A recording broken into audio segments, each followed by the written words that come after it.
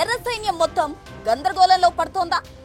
Maoist పార్టీలో ఆధిపత్య పోరాటం నడుస్తోందా? ఆయుధాలు వదిలేస్తామన్నదెవరు? పోరాటమే మా ఊపిరి అంటున్నదెవరు? ఎందుకిలా కన్ఫ్యూజన్?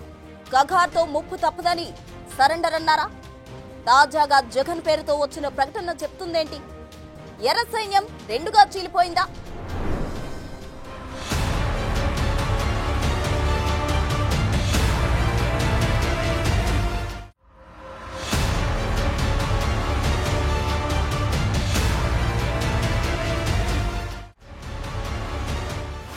ఎర్ర సైన్యం రెండుగా చీలిపోయిందా? సరెండర్ అవుతామని కొందరు, పోరాటమే ఊపిరి అని మరికొందరు, ఆయుధాలు వదిలేస్తామని ఇంకొందరు, చావో రేవో ఉద్యమంలోనే అని కొందరు. పోటాపోటీ స్టేట్మెంట్లకు కారణమేంటి? మావోయిస్ట్ పార్టీలో అసలేం జరుగుతోంది? రైట్, అడవిలో అన్నలు ఎవరికి వారే అన్నట్లుగా మారిపోతున్నారు. సేనాధిపతి లేని సైన్యం ఎలా ఉంటుందో ఈ ఎర్ర సైన్యం కూడా అలాగే మారిపోయింది. అగ్రనాయకులంతా ఎన్కౌంటర్స్ లో హతమైపోయారు. నడిపించేవారు లేరు, నడిచేవారు లేరు. ఇంకోవైపు 1,00,000 మంది బలగాలతో ఆపరేషన్ కగార్ అడవుల్ని జల్లెడ పడుతూ ఉంటే ఎన్కౌంటర్ లేదంటే సరెండర్ తప్ప ఏమీ చెయ్యలేకపోతున్నారు. ఇంతలోనే మావోయిస్టుల్లో పెద్ద సమస్య వచ్చిపడింది. సెప్టెంబర్ 16న మావోయిస్టు పార్టీ అధికార ప్రతినిధి అభయ్ అలియాస్ సోను అలియాస్ మల్లోజుల వేణుగోపాల్ పేరుతో ఒక ప్రకటన రిలీజ్ అయింది. దాని సారాంశం ఏంటంటే, మావోయిస్టులందరం ఆయుధాలు వదిలేస్తాం, సరెండర్ అవుతాం, ఉద్యమాన్ని ఆపేస్తున్నాం, నెల రోజులు కాల్పుల విరమణ ఇవ్వండి, చర్చలకు పిలవండి అన్నారు. అంతేకాదు, ప్రజాభిప్రాయాలు పంచుకునేందుకు ఫేస్బుక్, ఈమెయిల్ ఐడీలను జతచేశారు. నిజానికి మావోయిస్టులు గతంలో ఎన్నడూ ఇలా చేసిన దాఖలాలు లేవు. మరి ఎందుకిలా చేశారని అప్పుడే పెద్ద డౌట్లు వచ్చాయి. ఏ ప్రజల కోసమైతే అడవుల బాట పట్టారో జనంలోనే ఉండి ప్రజా పోరాటాలు చేయాలన్న దిశగా ఆ ప్రకటన ఉంది. సీన్ కట్ చేస్తే ఇప్పుడు మరో ప్రకటన. తాత్కాలిక సాయుధ పోరాట విరమణపై తెలంగాణ రాష్ట్ర కమిటీ నుంచి మరో ప్రకటన వచ్చింది. సోను అలియాస్ అభయ్ పేరుతో వచ్చిన ప్రకటన వ్యక్తిగతమని మావోయిస్టు పార్టీ అధికార ప్రతినిధి జగన్ పేరిట మరో లేఖ రిలీజ్ అయింది. ఈ లేఖలో సాయుధ పోరాటం ఆపడం లేదంటూ ప్రస్తావించారు. సోను పేరుతో వచ్చిన ప్రకటనపై గరం అవుతున్నారు. సోను అలియాస్ అభయ్ తీరుపై ఆగ్రహం వ్యక్తం చేస్తున్నారు. లొంగిపోవాలని ఉంటే పార్టీ అనుమతి తీసుకుని లొంగిపోవచ్చని, కానీ అందరూ సరెండర్ అవుతారని ఏకపక్షంగా ఎలా ప్రకటిస్తారన్న ప్రశ్నలు తెరపైకి వచ్చాయి. 2024లో పొలిటికల్ బ్యూరో విడుదల చేసిన సెక్యులర్ అమలు చేయడమే తమ లక్ష్యమంటున్నారు. సోను ప్రకటన మావోయిస్టు పార్టీ అధికారిక నిర్ణయం కాదని, ఆ స్టేట్మెంట్ ను విప్లవకారులెవరూ అధికారిక ప్రకటనగా గుర్తించవద్దంటూ లెటర్ రిలీజ్ చేశారు. సో ఈ మొత్తం మ్యాటర్ చెబుతున్నదేంటంటే, మావోయిస్టుల్లోనే ఆధిపత్య పోరాటాలు నడుస్తున్నాయా, కోవర్ట్ ఆపరేషన్లు కొనసాగుతున్నాయా అన్నది హాట్ డిబేట్ గా మారింది. ఎందుకంటే మల్లోజుల వేణుగోపాల్ లీడ్ పొజిషన్ ఆశించారు. కానీ మావోయిస్టు పార్టీ కేంద్ర కమిటీ కార్యదర్శిగా తిప్పిరి తిరుపతి అలియాస్ దేవ్జీకి అవకాశం దక్కింది. కరీంనగర్ జిల్లాకు చెందిన ఈ దళిత నాయకుడు 1983లో నక్సల్స్ లో చేరాడు. సో ఇప్పుడు పోటాపోటీ లేఖల వెనుక మావోయిస్టు వర్గాల్లో రాజకీయం నడుస్తోందా అన్న చర్చ జరుగుతోంది. వీటికి తోడు కోవర్ట్ ఆపరేషన్ కూడా సొంతింట్లోనే ఉందన్న పాయింట్ తెరపైకి వస్తోంది. ఇది అన్నల్లో ఆధిపత్య పోరు తారస్థాయికి చేరిందన్న విషయాన్ని హైలైట్ చేస్తోంది. ఈ రోజు ఈ విధంగా దొరకబండ కాడ కూర్చొని దారుకుంటా పోతూ నేను ఇంకా చాలా గొప్పగా ఉన్నా, చాలా ఉన్నతంగా ఉన్నా అని మాట్లాడితే అది ఎట్లయితుంది? చేత కాకపోతే చేవదస్తే బయటికి వస్తా అంటే ఎవ్వరేమన్నారు. నీ వచ్చినా నన్ను కొట్టిందా, నన్ను చంపిందా, నన్ను గుర్తిందా? ఇప్పటికే బస్తర్, ఏఓబీలో మావోయిస్టుల ఆపరేషన్స్ 50% తగ్గాయి. బులుకు లేదు, పలుకు లేదు. అలజడి లేదు, పోరాటం లేదు, ఎక్కడి వారు అక్కడే అన్నట్లుగా ఉండిపోతున్నారు. ఎందుకంటే క్యాడర్ కు ఏ స్ట్రాటజీ ఫాలో అవ్వాలి అన్న కన్ఫ్యూజన్ లో ఉన్నారు. మావోయిస్ట్ పార్టీలో ఆధిపత్య పోరాటాలు కొత్తవి కాదు. 2004 నుంచి అంతా చూస్తూ వస్తున్నవే. కానీ ప్రస్తుత సంక్షోభం మునుపటి కంటే తీవ్రమైందిగా మారింది. ఒకవైపు భద్రతా బలగాల ఒత్తిడి కొనసాగుతోంది. వరుస ఎన్కౌంటర్లు, సరెండర్లు పెద్ద ఎత్తున సాగుతున్నాయి. ఈ ఏడాది 240కి పైగా మావోయిస్టులు హతమయ్యారు. వీరి జాడను కోవట్టులుగా మారిన కొందరు ఇస్తున్నారా అన్న చర్చ జరుగుతోంది.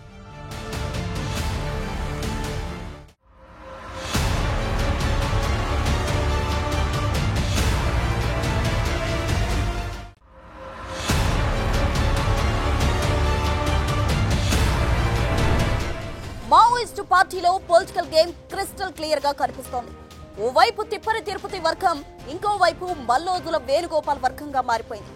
వరుసగా సరెండర్లు, కిషన్ జీ భార్య సుజాతక్క లొంగిపోవడం, ఆయుధాలు వదిలేస్తున్నామంటూ అభయ్ పేరుతో లేఖ బయటికి రావడం, ఇవన్నీ వరుసగా ఒకదాని తర్వాత మరొకటి గేమ్ ను మార్చేశాయి.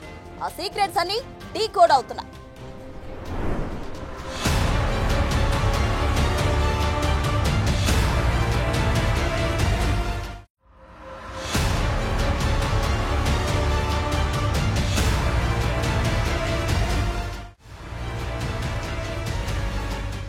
నాయకుడు మరణిస్తే క్యాడర్లో నిరాశ ఆవహిస్తుంది.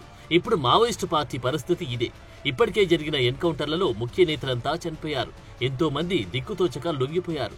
ఇది మావోయిస్టుల ప్రజెంట్ సిచ్యువేషన్. వీటికి తోడు ఆధిపత్య పోరాటాలు పీక్ స్టేజ్ కు చేరాయి. పార్టీలో మల్లోజుల వేణుగోపాల్ వర్సెస్ తిప్పిరి తిరుపతి మ్యాటర్ నడుస్తున్నట్టున్నారు. ఒక ఉదాహరణ చూద్దాం. మోస్ట్ వాంటెడ్ మావోయిస్ట్ పార్టీ కేంద్ర కమిటీ సభ్యురాలు పోతుల కల్పన అలియాస్ సుజాతక్క తెలంగాణ డీజీపీ ముందు లొంగిపోయారు. గద్వాల ప్రాంతానికి చెందిన ఆమె ప్రస్తుతం మావోయిస్టు పార్టీ కేంద్ర కమిటీలో ఉన్న ఏకైక మహిళా నాయకురాలు. బెంగాల్లో 2011లో జరిగిన ఎన్కౌంటర్లో మృతి చెందిన మావోయిస్టు పార్టీ అగ్రనేత కిషన్ జీ భార్య ఆమె. కిషన్ జీ మల్లోజుల వేణుగోపాల్ అలియాస్ అభయ్ ఇద్దరు బ్రదర్స్. ప్రస్తుతం సుజాతక్క Chhattisgarh south sub zonal bureau ఇన్ఛార్జిగా ఉన్నారు. 106 కేసుల్లో నిందితురాలుగా ఉన్న ఆమెపై కోటి రివార్డు ఉంది. సో కిషన్ జీ 2011లో చనిపోతే అప్పటి నుంచి లొంగిపోని సుజాతక్క ఆల్ ఆఫ్ సడన్ గా సరెండర్ అవడం వెనుక ఏం జరిగింది? బస్వరాజు బతుకున్నప్పుడే ఆయనలో ఈ బీజాలు పడ్డాయి. ఈ బలహీనతలకు గురైండు, ఇటువంటి ఆలోచనలకు గురైండు, ఇటువంటి క్రియాత్మక గుణ లక్షణాలకు గురైండు అనేది మనకు తెలుస్తా ఉంది. కాబట్టి అంటే తిప్పని తిరుపతి దేవుజీ సెక్రటరీ ప్రతిపాదన వల్లనే ఆయనకి సెక్రటరీ హోదా దక్కలేదని అక్కస్తోటే ఆయన చేసిందనేది అయితే మేము మాలాంటి వాళ్ళము భావించడానికైతే మాకు ఏమాత్రం కూడా అవకాశం లేదు. మావోయిస్టు పార్టీ ఇప్పుడు తలో దిక్కుగా మారడం వెనుక జరిగిందేంటంటే మే 21న ఛత్తీస్గఢ్ అబూజ్మడ్ అభయారణ్యంలో బసవరాజు అలియాస్ నంబాల కేశవరావు ఎన్కౌంటర్ అయ్యాడు. అతడితో పాటు మరో 27 మంది మావోయిస్టులు హతమయ్యారు. నంబాల మరణంతో మావోయిస్టు పార్టీ ఒక్కసారిగా కుదేలైంది. ప్రధాన కార్యదర్శి హతమవడంతో క్యాడర్ కన్ఫ్యూజన్ లో పడింది. 2018లో నంబాల జనరల్ సెక్రటరీగా ఎన్నికయ్యాడు. అతని నాయకత్వంలో పార్టీ పీపుల్స్ వార్ స్ట్రాటజీని మార్చి రీఆర్గనైజేషన్, సెంట్రలైజ్డ్ డెసిషన్ మేకింగ్ పై ఫోకస్ పెట్టింది. నంబాల కేశవరావు వరంగల్లో ఇంజనీరింగ్ విద్యార్థిగా ఉన్నప్పుడు హాస్టల్లో గొడవ జరిగితే ఓ విద్యార్థిని చంపేసి అజ్ఞాతంలోకి వెళ్లాడన్నది రిటైర్డ్ పోలీస్ అధికారులు చెప్పే మాట. సరే, నంబాల మరణం తర్వాత సెంట్రల్ కమిటీ మీటింగ్లు ఆగిపోయాయి. ఇది లీడర్షిప్ గ్యాప్ సృష్టించింది. భూపతి దేవ్జీ అలియాస్ తిరుపతి, అభయ్ అలియాస్ మల్లోజుల వేణుగోపాల్ మధ్య పగ్గాలు ఎవరికి అన్న చర్చ జరిగి చివరికి తిప్పిరి తిరుపతి ఎంపికయ్యారు. అభయ్ అలియాస్ మల్లోజుల వేణుగోపాల్ కు సెంట్రల్ కమిటీ అధికార ప్రతినిధిగా అవకాశం ఇచ్చారు. ఇది మల్లోజుల వర్గానికి రుచించలేదంటారు. దండకారణ్య ప్రాంతం కావచ్చు, తీవ్రమైనటువంటి ఆందోళనకు గురైన మాట వాస్తవం. అయితే మల్లోజుల వేణుగోపాలు లోపడిపోవడం కానీ బయటికి రావడం కానీ ఆయన దాదాపుగా 80 దశకంలో ఆయన పార్టీలోకి పోయింది అనేది అందరు చెప్తున్నటువంటి విషయం.